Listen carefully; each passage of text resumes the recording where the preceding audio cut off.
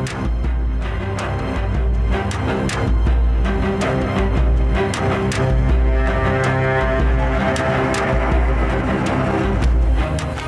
100 hari pertama pemerintah yang saya pimpin, kami berhasil mengamankan lebih dari 300 triliun rupiah, hampir 20 miliar dolar dalam bentuk tabungan negara, dana yang sebelumnya terhambat oleh inefisiensi, korupsi, dan belanja-belanja yang kurang tepat sasaran.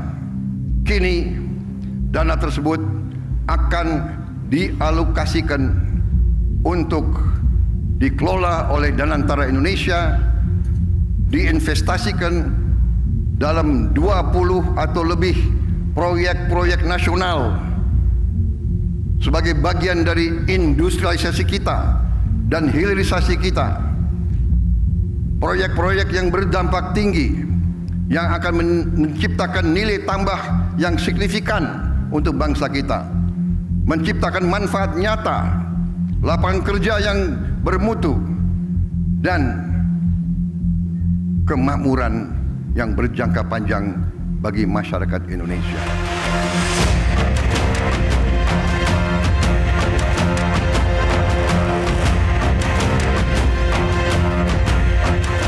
Nggak ada yang kebal hukum di negara ini, ya.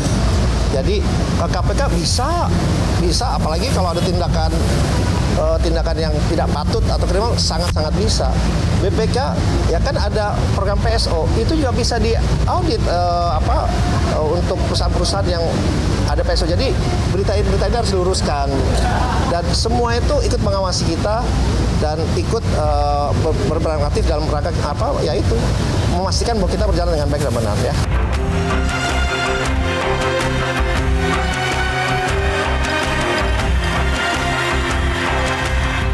Nanti mantan-mantan presiden itu nanti akan diajak untuk menjadi penasehat agar lembaga ini betul-betul dikawal, dijaga oleh figur-figur yang penuh integritas dan memang cinta Indonesia.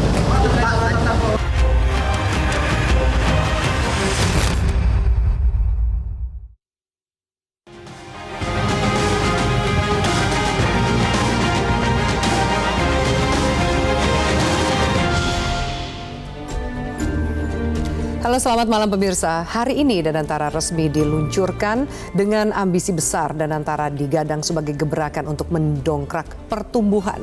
Berangkat dari visi besar dan juga memiliki kewenangan mengelola aset ribuan triliun. Namun masih banyak yang mengkhawatirkan seperti apa jaminan transparansi dan akuntabilitasnya. Dan akankah Danantara bisa jadi jurus pamungkas pertumbuhan ekonomi atau hanya sekedar kosmetik yang justru membuka celah praktik korupsi? Malam hari ini saya akan membahasnya secara eksklusif bersama dengan Kepala Badan Pengelola Investasi Danantara sekaligus Menteri Investasi Republik Indonesia, Rosan Ruslani. Pak Rosan, selamat malam. Selamat malam, Mbak Afi. Terima kasih sudah hadir di Top Issue pada malam hari ini, Pak Rosan. Terima kasih sudah mengundang saya juga pada malam ini. Setelah perjalanan panjang, akhirnya hari ini kita menyaksikan bersama Danantara resmi diluncurkan atau di-launching oleh Presiden Prabowo. Banyak pertanyaan. Apa urgensinya sih untuk membentuk Danantara hari ini di saat gerakan efisiensi digadang-gadangkan oleh pemerintah dan ketidakpastian global, terutama dari sisi ekonomi hari ini, Mas Rosan? Ya mungkin ini adalah salah satu jawaban bahwa memang kehadiran Danantara ini justru adalah, kalau menurut kami ini adalah waktu yang tepat. Kenapa?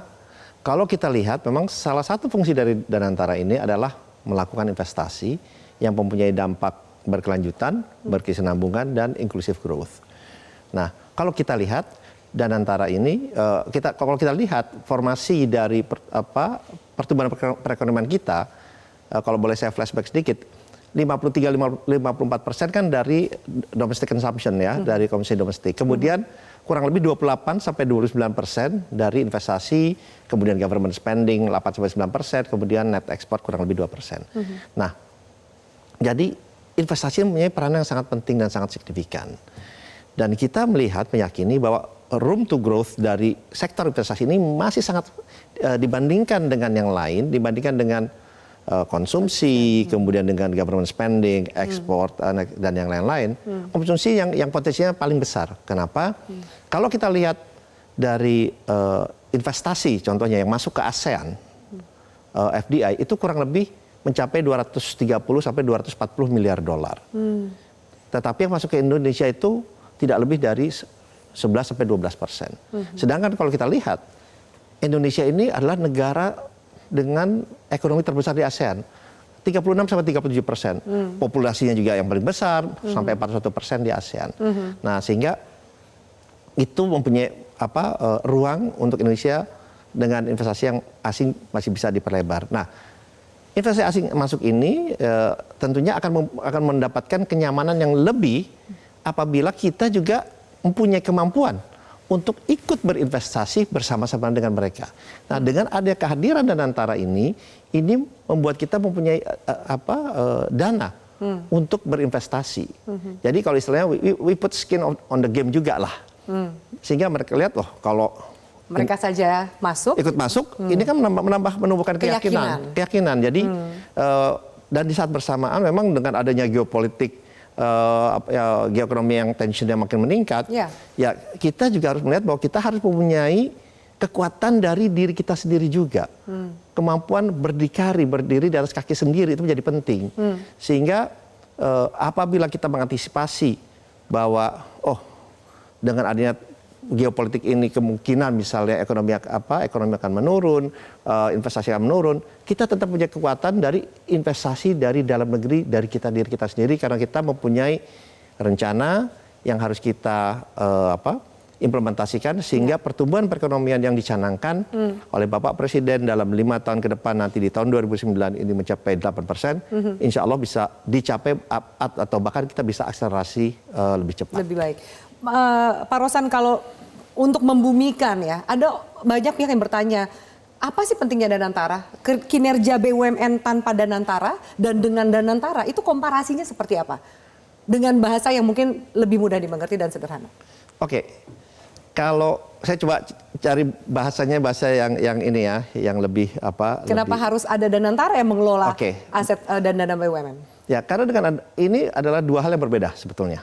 Dengan adanya Danantara ini, sebetulnya kita aset-aset BUMN itu bisa kita konsolidasikan. Kita lebih bisa konsolidasikan sehingga kerjasamanya itu akan menjadi lebih baik dan juga tidak terjadi silo-silo di masing-masing perusahaan-perusahaan BUMN itu. Jadi semuanya untuk kerja dalam satu tujuan, dan dengan itu juga membuat kita bisa menghasilkan dana yang lebih besar. Itu yang pertama. Kedua, perbedaan dengan BUMN adalah dividen yang ada yang dihasilkan oleh BUMN ini itu bisa kita kelola sendiri untuk dijadikan investasi yang mempunyai dampak yang besar terhadap pertumbuhan dan yang paling penting terhadap penciptaan lapangan pekerjaan yang berkualitas. Nah, itu yang paling penting. Masuk contoh proyeknya kemana? Kalau tadi Pak Presiden mengatakan mungkin tahap pertama ada hilirisasi, pertambangan nikel dan lain-lain. Apa bisa kurang lebih digambarkan dana yang dikelola Danantara ini akan seperti apa untuk menciptakan lapangan pekerjaan yang bisa dirasakan oleh masyarakat? Oke, contohnya saja. Misalnya nikel lah ya, yang mungkin sudah lebih banyak orang mendengar, kita melakukan hilirisasi nikel. Hilirisasi itu apa sih? Value added, penciptaan nilai tambah, ya. Sehingga ujungnya itu apa sih? Industrialisasi. Ujungnya itu apa sih? Penciptaan lapangan pekerjaan, gitu. Jadi dari nikel ini yang bisa dihasilkan mungkin untuk contoh yang paling gampang menjadi electric vehicle battery, ya kan? Ini kan investasi yang masa depan, ya masa depan yang sustainable. Nah, dan kita mempunyai potensi sangat besar. Ya kita akan lebih banyak melakukan investasi misalnya di EV battery dan the whole ekosistemnya gitu ya. Bukan hanya kita menjual nikel raw material saja, dan kita sudah melakukan ekspor kontrol juga. Jadi bisa penciptaan sampai sel baterainya, kemudian baterai pack, sampai ke komponen dan recycle baterainya, dan itu bisa kita lakukan secara penuh sehingga penciptaan lapangan kerjaan yang berkualitas ini menjadi bisa terus meningkat. Tapi itu takes time, hilirisasi memakan waktu, membutuhkan waktu yang lebih panjang. Quick win yang bisa dirasakan segera di masyarakat, terutama juga untuk menjawab kekhawatiran dan keraguan akan kesuksesan Danantara ini apa, Pak Rosan? Ya, memang kan yang kita ingin adalah penciptaan lapangan pekerjaan, itu yang pertama. Ya, memang hilirisasi ini kan sebetulnya kita bukan dari tahap yang pertama. Kita sudah melakukan hilirisasi di nikel ini sejak tahun 2016, 2017, dan hasilnya kita sudah lihat kan. Kalau dulu misalnya saya kasih perbandingan, 2016 ekspor nikel barang mentah kita kan hanya ya 3 miliar dolar. Tapi begitu kita melakukan hilirisasi atau penciptaan nilai tambah di tahun 2000 tahun lalu menjadi 30 miliar dolar. Nah, hal-hal ini yang kita ingin lakukan di beberapa industri lainnya, dan yang memang ada yang takes time, tapi ada juga kita terbuka mungkin melihat dari industri-industri yang sudah ada, mungkin yang dimiliki oleh pihak asing, yang kita bisa lihat juga untuk kita ambil alih, ya tentunya dengan harga yang baik, dan sehingga konsentrasi dari aset-aset kita ini benar-benar ada di Indonesia kembali. Sesuai dengan arahan Bapak Presiden adalah Pasal 33 Undang-Undang Dasar 45. Dari 20 proyek yang tadi disampaikan oleh Bapak Presiden saat sambutan peluncuran Danantara, sudah ada yang dibidik untuk terms awal ini, Mas Rosan?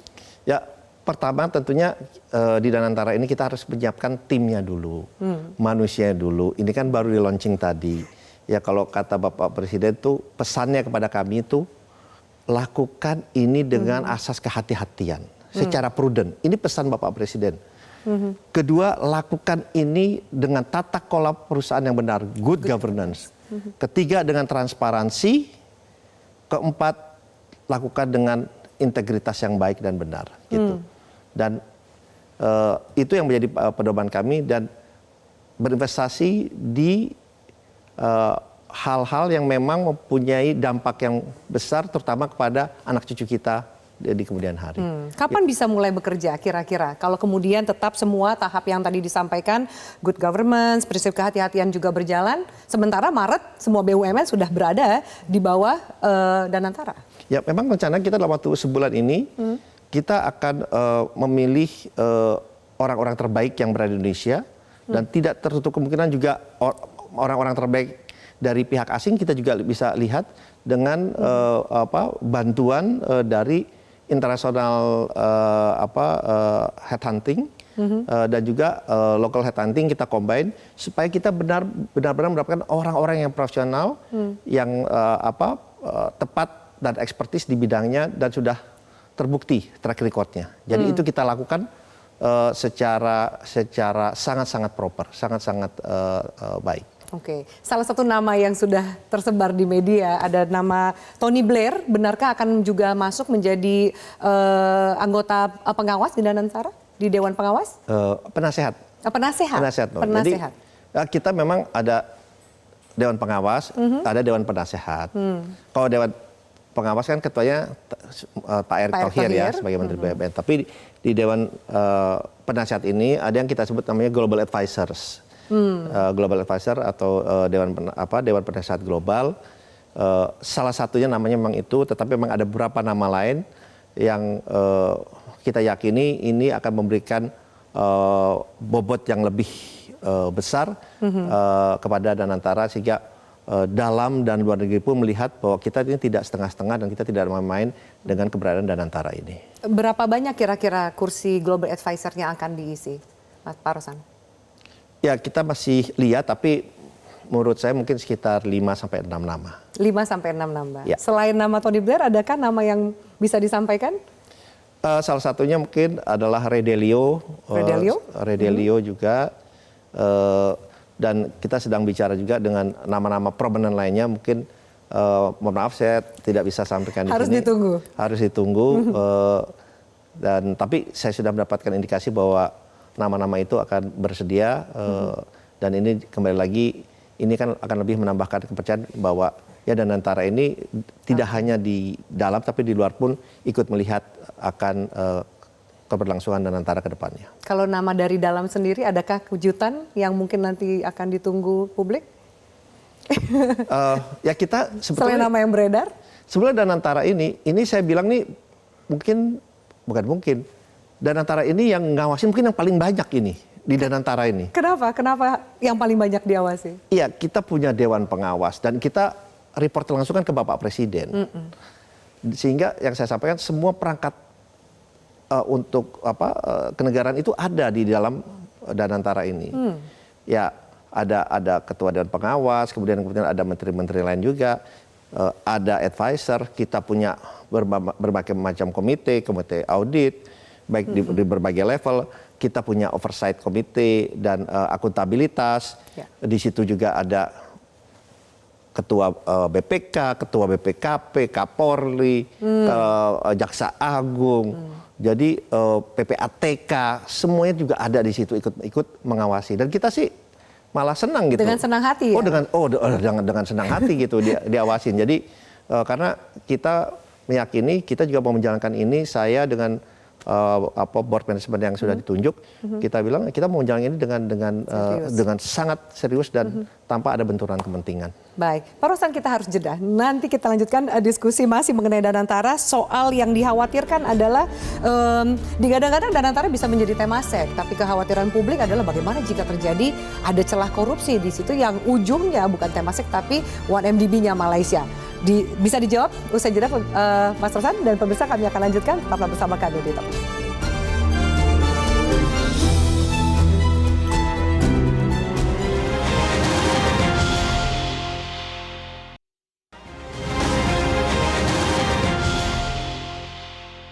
Untuk membangun suatu pemerintahan yang bersih, yang bebas dari korupsi. Saya akan melawan korupsi dengan sekeras-kerasnya dan dengan segala tenaga dan upaya yang bisa saya kerahkan tanpa pandang bulu.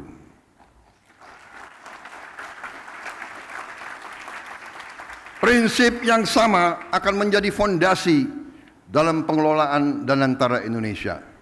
Danantara Indonesia untuk itu harus dikelola dengan sebaik-baiknya, dengan sangat hati-hati, dengan sangat transparan, dengan saling mengawasi, harus bisa diaudit setiap saat oleh siapapun, karena ini sekali lagi adalah milik anak dan cucu kita, milik generasi penerus bangsa Indonesia. Baik, Pusat, terima kasih Anda masih bersama kami, masih bersama dengan CEO Danantara. Pak Rosan, kita lanjutkan. Mungkin sepertinya membaca dari sambut atau pidato dari Pak Presiden, isu mengenai kekhawatiran publik, ada celah korupsi, celah untuk kemudian monopoli. Bahkan mungkin BUMN ini bisa nanti Danantara terlalu besar, mengganggu ekosistem yang lainnya. Bagaimana menjawab pertanyaan publik soal siapa yang akan mengawasi, lalu siapa yang akan bertanggung jawab jika Danantara salah mengelola dana yang selama ini dimiliki? Ya, tadi mungkin saya sempat menyinggung sedikit bahwa Danantara ini yang melihat, yang mengawasi itu justru paling banyak. Saya sempat mention dari Ketua KPK, Ketua BPK, BPKP, Kapolri, Jaksa Agung, PPATK, belum lagi dari advisor luar, kemudian ada Dewan Pengawas, ada komite audit, ada komite investasi, ada komite ethical dan yang lain-lain. Jadi dan kita kan terbuka gitu ya, dari semua yang nama-nama itu saya meyakini mereka tidak akan mengorbankan nama besarnya untuk melakukan sesuatu yang melanggar di Danantara. Dan pesan Bapak Presiden kan sudah sangat jelas kepada kami, kepada board director dari Danantara, yaitu kehati-hatian, good governance, transparansi, integritas dan tata kelola perusahaan yang baik dan benar. Jadi apakah nama-nama itu Anda yakin bisa menjawab kekhawatiran dan keraguan dari publik bahwa Danantara ini jangan-jangan hasil investasinya dinikmati oleh sekelompok, bukan untuk masyarakat Indonesia? Sudah jelas arahan Bapak Presiden itu justru investasi ini adalah satu penciptaan lapangan pekerjaan yang berkualitas dan mempunyai dampak berkesinambungan, berkelanjutan kepada anak cucu kita ke depannya. Jadi kan semua itu tergantung kepada ya kita semua juga yang ada di situ. Dan saya sangat meyakini kita semua di sana itu ikut arahan Bapak Presiden dan kita akan buktikan bahwa kita akan melakukan yang terbaik untuk tidak hanya untuk Danantara tapi juga untuk seluruh rakyat Indonesia. Mungkin yang perlu dijelaskan adalah sebenarnya alur dananya akan seperti apa sih? Ada Kementerian BUMN, ada Danantara, lalu kemudian ada APBN. Sejauh mana benarkah ternyata dividen dari BUMN akan dikelola oleh Danantara? Bagaimana dengan APBN kita? Karena dividen BUMN tidak masuk sebagai penerimaan di APBN. Ya, memang betul bahwa dividen yang ada di BUMN itu akan kita kelola. Karena kenapa? Karena kepemilikan dari BUMN itu 99% akan dimiliki oleh Danantara. 1% akan dimiliki oleh Kementerian BUMN, tapi mereka memegang saham syariah atau saham merah putih. Ya. Nah, oleh sebab itu, karena pemilik dari BUMN itu adalah Danantara dan juga Kementerian BUMN, sehingga dividennya itu kan diberikan kepada pemilik saham dari perusahaan-perusahaan BUMN ini. Nah, oleh sebab itu sahamnya memang kami terima dan kami akan kelola terutama untuk melakukan investasi-investasi yang memang mempunyai dampak yang besar, berkelanjutan dan berkesinambungan dan yang paling penting bagaimana terus menciptakan lapangan pekerjaan. Itu memang benar, itu dikelola oleh kami. Ada yang bertanya bahwa lah kalau kemudian dividen BUMN tidak masuk ke penerimaan negara, ada defisit anggaran atau penerimaan negara, defisit APBN, siapa yang akan mengisi? Apakah juga sampai sejauh itu dibahas? Ya, saya yakin pasti kan sudah ada pembahasan yang lebih lanjut ya oleh Kementerian Keuangan dan yang lain-lainnya. Dan kalau kita lihat juga ya perputaran di Indonesia ini kan 1,4 triliun US dollar ya. Ya, dan perputaran besar itu kan banyak potensi-potensi lain yang mempunyai potensi sangat-sangat besar. Tapi dengan keadaan Danantara ini kan banyak kontribusi lain yang bisa diberikan yang juga berdampak positif dalam rangka pertumbuhan perekonomian. Sehingga itu kan menyebabkan penerimaan negara juga akan meningkat dengan pertumbuhan perekonomiannya juga yang makin meningkat. Gitu. Bagaimana Pak Rosan melihat respon publik hari ini? Beberapa media bahkan menulis bahwa harga saham perbankan yang kepemilikannya masuk ke Danantara sepertinya merosot. Ada juga gerakan, ayo tarik uang dari Himbara. Bagaimana Pak Rosan membaca gerakan atau mungkin reaksi pasar seperti ini? Apakah memang ini baru di awal atau bagaimana mengatasinya? Ya, saya cek juga ke bank-bank, tidak ada tuh penarikan-penarikan yang disampaikan. Jadi ini memang ya mohon maaf adalah sesuatu yang tidak benar yang harus dikoreksi. Itu yang pertama ya. Kemudian yang kedua memang kan dari kemarin memang terjadi koreksi tidak hanya di saham perbankan kita tapi juga di pasar modal kita secara keseluruhan. Tapi saya meyakini bahwa koreksi ini akan kemudian rebound karena fundamental dari perbankan kita semua sangat baik dari dan mengikuti parameter-parameter yang ada yang sudah standar internasional. Jadi kalau menurut saya justru ini adalah waktu yang tepat, yang baik untuk berinvestasi di pasar modal di Indonesia. Jadi Anda yakin bahwa ini bukan respon pasar yang negatif terhadap Danantara, tapi lebih kepada situasi ekonomi global, The Fed dan suku bunga Amerika? Iya, dan saya meyakini akan rebound. Saya sangat meyakini. Sangat meyakini. Ya. Oke, lalu bagaimana ketika yang dikhawatirkan juga publik membandingkan kalau tentu targetnya menjadi seperti Temasek Singapura, tapi kita juga lihat di negara tetangga ada catatan buruk 1MDB misalnya yang menjadi mega korupsi. Bagaimana menjawab kekhawatiran publik dari sisi itu ketika mengkomparasi dua lembaga yang mengelola dana investasi, ada Singapura dan Malaysia dengan contohnya masing-masing. Meskipun Malaysia juga punya khazanah yang dianggap sukses. Ya kalau kita belajar kan tentunya belajar dari yang baik ya Mbak ya, Mbak Afi. Kita belajar dari yang baik dan kalau yang kita lihat ada yang kurang baik ya tentunya menjadi suatu pembelajaran. Nah buat kami justru dengan adanya hal-hal seperti ini yang terjadi di regional kita bisa lebih menyempurnakan dari segi kebijakan investasi, dari kebijakan disiplin business approach, dan juga dari hal-hal yang kita lakukan apabila kita ingin berinvestasi dengan baik dan benar. Jadi ya kita belajar dari yang positif lah gitu. Kalau yang dari yang tidak positif ya kita belajar, tapi kita ambil, wah ini jangan kita lakukan. Ini tidak bisa dilakukan gitu ya. Jangan dilakukan. Seperti itu aja lah. Tapi yang negatif juga banyak Pak Rosan. Contohnya banyak juga masyarakat yang trauma akan Jiwasraya, akan Asabri misalnya, Taspen dan lain-lain.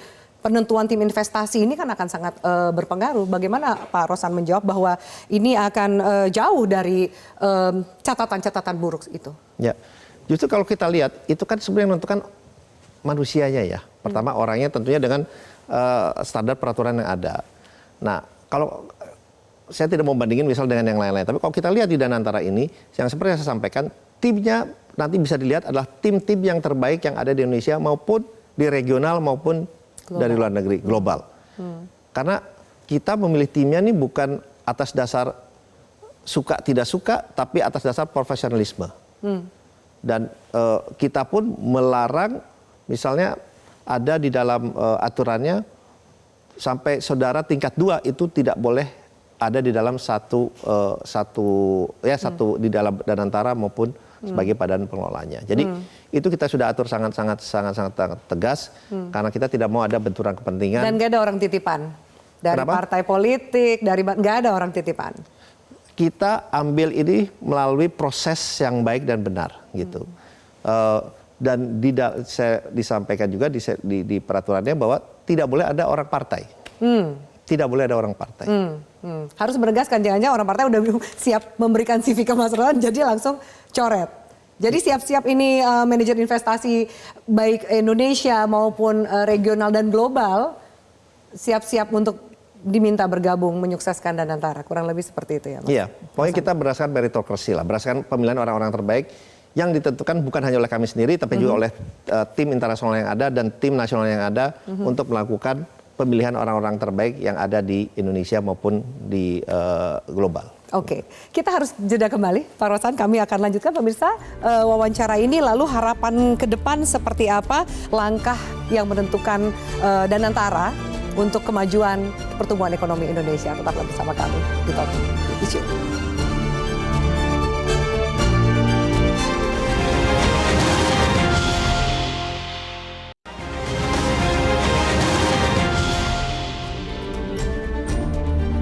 Baik pemirsa, terima kasih Anda masih bersama kami.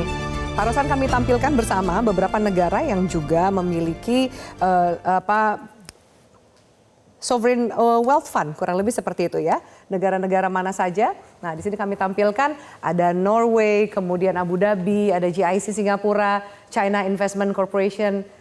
Yang mana yang mendekati proyeksi dari Danantara sendiri, Pak Rosan?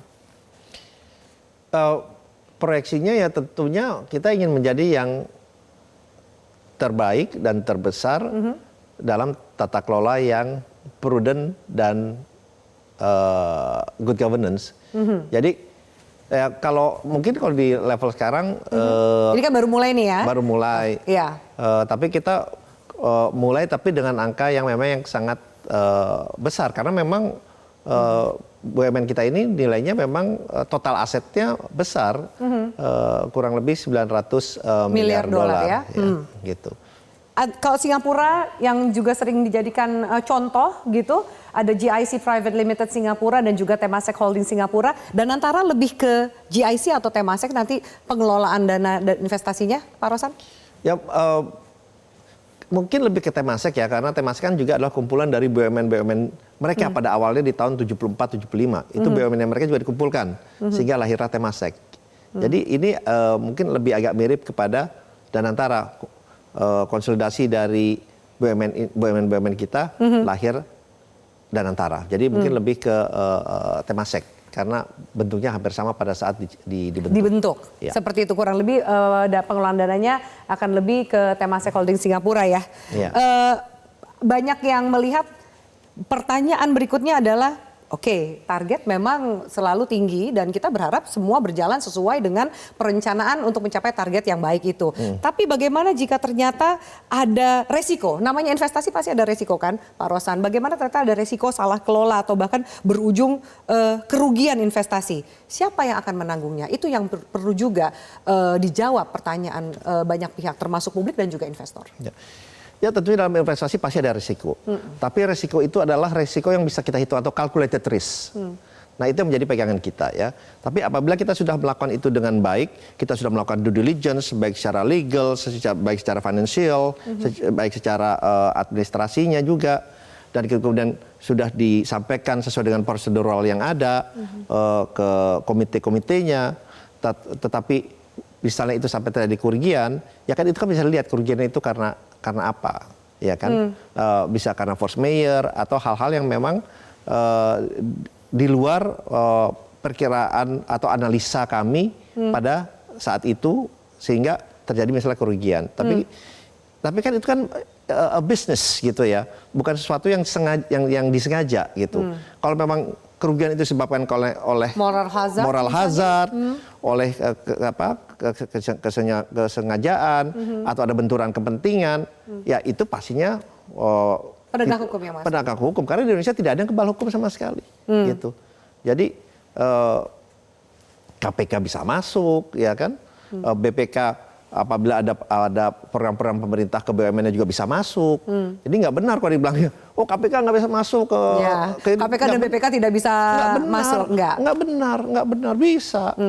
Tapi bagaimana dengan pasal revisi Undang-Undang BUMN yang mengatakan bahwa kerugian Danantara tidak dianggap sebagai kerugian negara? Itu kan juga menjadi kekhawatiran. Iya, ya tadi seperti yang tadi saya sampaikan bahwa kalau itu sudah dilakukan secara baik dan benar sesuai dengan peraturan yang ada, sesuai dengan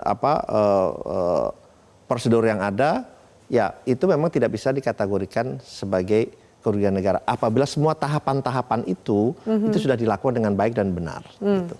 Namanya juga berinvestasi gitu. Kita investasi tentu berharap untung. Selalu pengen berharap untung. Tapi ada risiko rugi. Ada risiko rugi, tapi mesti lihatnya seperti ini. Misalnya saya contohkan ya. Kita investasi misalnya di 10 saham gitu ya. Dari 10 1 rugi.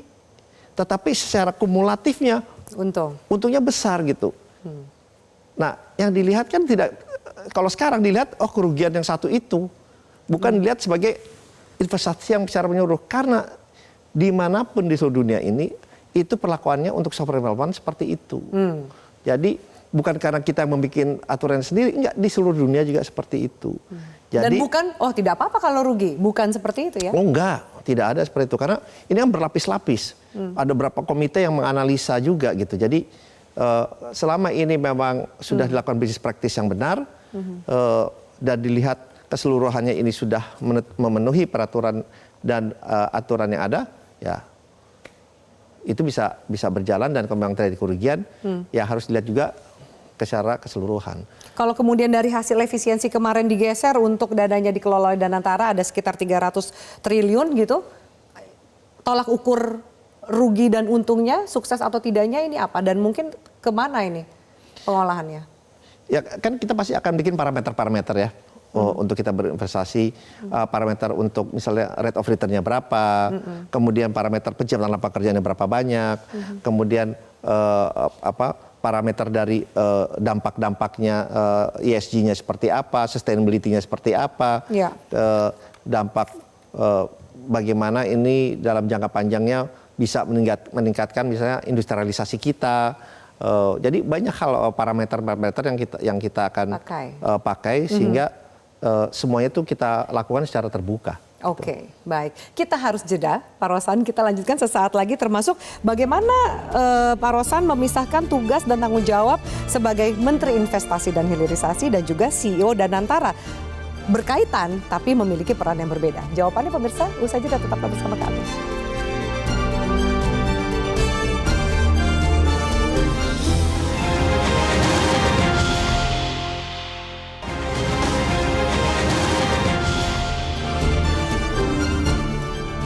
Terima kasih Anda masih bersama kami. Mas Rosan, pertanyaan sebelum jeda, bagaimana memisahkan tugas dan juga tanggung jawab Anda sebagai Menteri Investasi dan Hilirisasi termasuk juga jabatan baru CEO Danantara?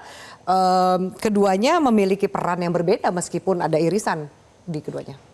Ya, sebetulnya justru kalau kami melihat ini justru sinergi yang sangat besar karena Kementerian Investasi ya bukan hanya kita mempunyai roadmap mengenai investasi, termasuk juga memberikan perizinan, permit dan licenses ya kepada investasi akan masuk, tetapi juga tugas dari namanya saja sudah badan negara yang untuk berinvestasi. Badan Pengelola Investasi. Ya, Badan Pengelola Investasi. Jadi dengan ini justru bisa menjadi sinergi yang sangat luar biasa karena di saat bersamaan kita tidak hanya misalnya meminta mereka untuk berinvestasi di Indonesia, tetapi di saat bersamaan kita sudah tahu roadmap-nya apa yang terbaik, dan kita bisa investasi untuk mengambil asas manfaat yang sebesar-besarnya untuk rakyat Indonesia sesuai dengan pasal 33. Jadi menurut saya ini justru sangat komplementari karena di banyak negara pun kemarin contohnya saya baru ketemu dengan Menteri Investasinya UAE, ternyata dia juga kepala sovereign wealth fund-nya sama juga gitu, dan ada di beberapa negara seperti itu. Jadi mereka bilang juga yang sama, justru ini bersinergi bisa sangat-sangat bersinergi ke depannya. Jadi Anda yakin bisa menjalankan kedua peran itu dengan sebaik-baiknya? Insya Allah. Tanpa harus mengalahkan salah satu. Iya. Tapi kan Anda juga di posisi CEO Danantara ini diawasi oleh menteri juga loh. Bagaimana tuh nanti Mas? Sama-sama di level menteri tapi diawasi oleh juga Menteri BUMN dan juga ada Menteri Keuangan di Dewan Pengawas. Ya kan nggak apa-apa kan. Buat saya sih siapapun yang mengawasi kan kita tidak perlu lihat levelnya mesti apa. Ya, selama dia mempunyai wewenang untuk mengawasi, ya kita harus bersedia dan senang diawasi. Udah gitu aja. Jangan dibawa Jadi rumit. nggak ada masalahnya bahwa ini diawasi selevel menteri. Padahal laporannya langsung ke Presiden, Dewan Pengawasnya Menteri BUMN. Tidak masalah sama sekali. Silahkan diawasi. Dengan senang hati, kita terbuka kok. Gitu. Banyak yang menanyakan Pak Rosan sebagai Menteri Investasi dan sekarang jadi CEO Danantara, benarkah akan menerima pos gaji 2? Jadi gaji sebagai Menteri juga gaji sebagai CEO Danantara? Wah, nggak pernah kepikiran tuh. Karena buat saya kerja aja amanah yang diberikan oleh Bapak Presiden, saya kerjakan semaksimal mungkin dan nggak pernah kepikiran yang itu. Jadi nggak pernah kepikiran bahkan sampai sejauh itu? Nggak pernah kepikiran. Yang penting kita banyak yang nanya soalnya, netizen banyak yang nanya, wah ini Pak Rosan gajinya 2 dong gitu. Ini karena ditanya baru ngeh gitu. Biasanya udah pikiran kita kan apa sih yang terbaik, apa yang bisa kita berikan untuk bangsa dan negara yang kita cintai ini. Udah itu aja. Pak Rosan kalau ingin memberikan semacam closing statement di antara mungkin banyak pertanyaan dan keraguan terhadap nanti bagaimana masa depan Danantara, apa yang akan Anda sampaikan untuk membangun optimisme Danantara ke depan? Ya memang Danantara ini kan memang baru di launching, baru lahir. Tetapi yakinlah dengan keberadaan Danantara ini akan mempunyai dampak yang sangat besar, sangat berimpact sangat positif, tidak hanya untuk kita pada saat ini, tetapi juga untuk anak cucu kita ke depannya. Oleh sebab itu, kita juga ingin semua ikut pemangku kepentingan untuk ikut berpartisipasi secara aktif di dalam Danantara ini, sehingga hasilnya pun juga bisa dirasakan oleh sebuah pemangku kepentingan termasuk rakyat Indonesia. Itu telah tujuannya. Jaminan bahwa nggak akan ada yang cawe-cawe di Danantara ini, semuanya akan dialokasikan untuk kesejahteraan rakyat Indonesia.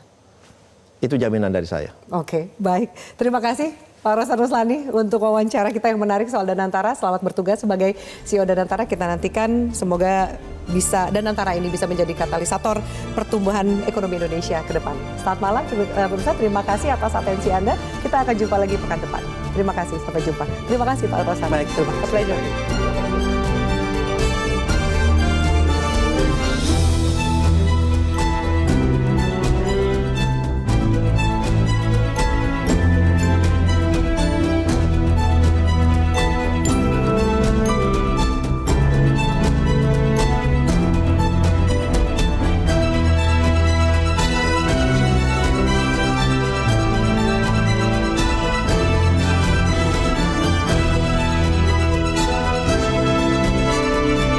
Jelajahi cara baru mendapatkan informasi. Download Metro TV Extend sekarang.